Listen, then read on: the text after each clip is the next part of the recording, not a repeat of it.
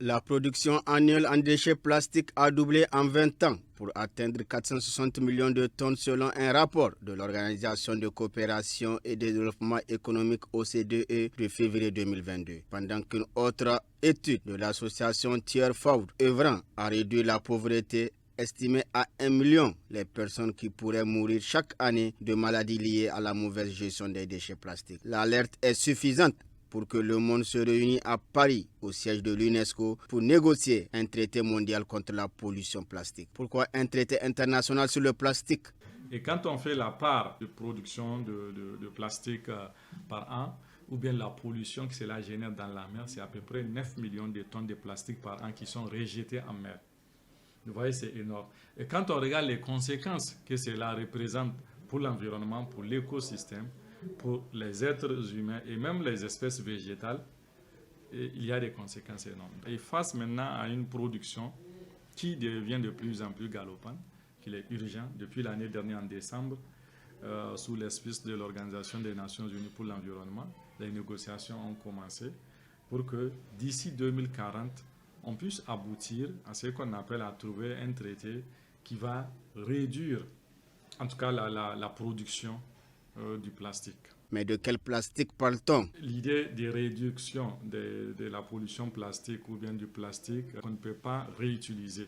Parce que c'est aussi ça, il y a du plastique qu'on peut utiliser, mais tout ce qui est à usage unique, il faut réduire ça.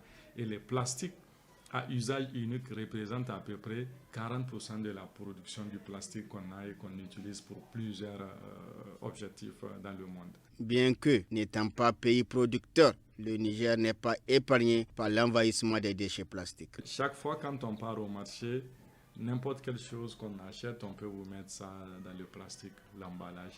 Tu achètes quelque chose de 100 francs, on te donne 2 plastiques ou 3 plastiques, surtout par rapport à qui tu es. Le Niger dispose pourtant depuis 2014 d'une loi interdisant la production, la commercialisation, le stockage de sachets plastiques. Mais dans les faits, l'effectivité de cette loi n'est pas évidente. Mais cette loi mérite quand même de plus de concertation et d'attention et surtout un dialogue multi-acteurs pour permettre aux différentes parties prenantes de comprendre les enjeux ayant permis en tout cas l'adoption de cette loi et voir comment aider dans la mise en œuvre effective. Ça appartient aussi aux citoyens, ça appartient aux autres acteurs du secteur parce que c'est toute une chaîne. Le secrétaire exécutif de l'ONG Jeunes Volontaires pour l'Environnement décline les alternatives crédibles au plastique. C'est non seulement de réduire la production, mais aussi d'investir dans le recyclage, dans la réutilisation du plastique, la revalorisation du plastique.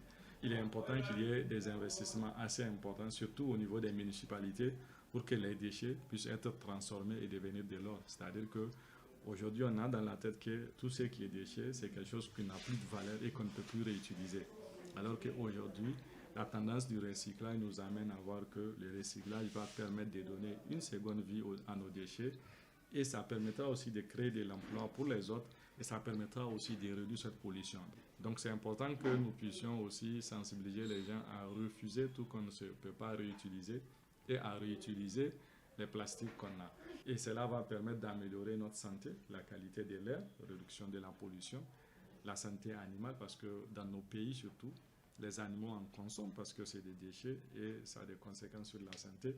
Et même pour l'agriculture, ça améliore les rendements parce que la plupart de nos champs, des sols qui sont couverts de plastique, ça empêche l'infiltration et ça a des conséquences sur la productivité de nos sols. Donc c'est pourquoi il est important que tout le monde comprenne et que chacun puisse jouer sa part. Il faut ajouter que le Niger, à travers le ministère de l'Environnement et de la lutte contre la désertification, participe à ce deuxième cycle de négociation des 5 prévus par les Nations Unies afin de parvenir à l'horizon 2025 en Équateur à un nouveau traité international sur les plastiques comme réaction forte et globale de la communauté internationale face à l'ampleur de la pollution plastique dans le monde.